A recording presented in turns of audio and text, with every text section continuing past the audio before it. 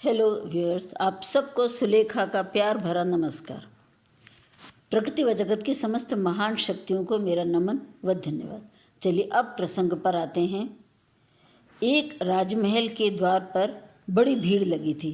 किसी फकीर ने सम्राट से भिक्षा मांगी थी। सम्राट ने उससे कहा, जो भी चाहते हो मांग लो। दिन के प्रथम याचक की किसी भी इच्छा को पूरा करने का उसका नियम था। उस फकीर ने अपने छोटे से भिक्षा पात्र को आगे बढ़ाया और कहा, बस इसे स्वर्ण मुद्राओं से भर दें। सम्राट ने सोचा, इससे सरल बात और क्या हो सकती है। लेकिन जब उस भिक्षा पात्र में स्वर्ण मुद्राएं डाली गईं तो उसे ज्ञात हुआ कि उसे भरना असंभव था, क्योंकि वह तो जादुई था।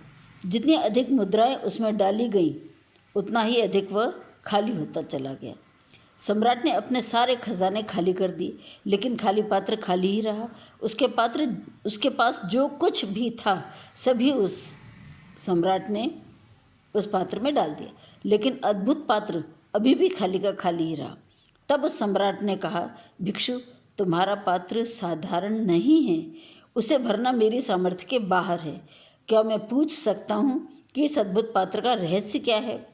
वह फकीर हंसने लगा और बोला, कोई विशेष रहस्य नहीं है सम्राट। मरघट से निकल रहा था कि मनुष्य की खोपड़ी मिल गई, उससे ही यह भिक्षा पात्र बना डाला है। मनुष्य की खोपड़ी कभी भरी नहीं, इसीलिए भिक्षा पात्र कभी भरा नहीं जा सकता। अर्थात मनुष्य का मन कभी भरता नहीं है। धन से, पद से, ज्ञान से, किसी से भी भरो, यह खाली ही रहेगी, क्योंकि इन चीज़ों से भरने के लिए यह बनी ही नहीं है। माइंड यू, इन चीज़ों से भरने के लिए यह बनी ही नहीं है। मनुष्य की द्रव्य भूख अंतहीन है और इसी मृग तृष्णा में दौड़ते दौड़ते उसका स्वयं का ही अंत हो जाता है। आत्मज्ञान के इस मूल सत्य को न जानने के कारण ही मनुष्य जितना पाता है उतना ही दरिद्र होता जाता है। हृदय की इच्छाएं कुछ भी पाकर शांत नहीं होती, क्योंकि हृदय तो परमात्मा को पाने के लिए बना है ना।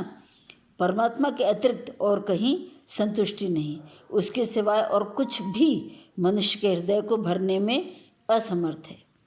इच्छाएं कम कीजिए, नियंत्रित कीजिए, मन की कोठरी खाली कीजिए, तभी तो ईश्वर का वहाँ निवास होगा।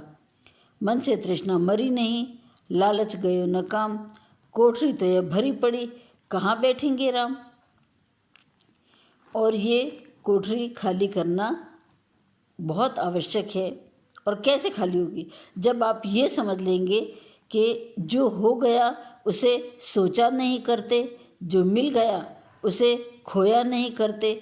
हासिल उन्हें होती है सफलता जो वक्त और हालात पर रोया नहीं करते।